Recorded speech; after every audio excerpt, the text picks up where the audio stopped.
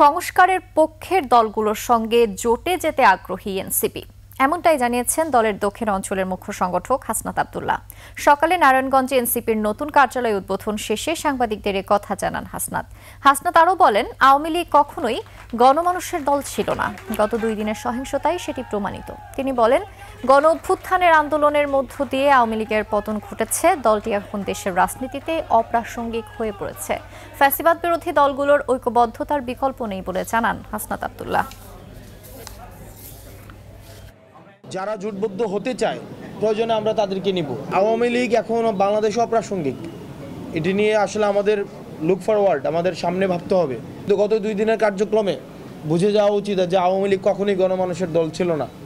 এই যে আগুন সন্ত্রাস জ্বালা পোড়াও এগুলো কারা করেছিল অতীতে এবং বর্তমানে কারা করেছে এটি সুস্পষ্ট হয়ে গিয়েছে গত 2 দিনের কার্যক্রম।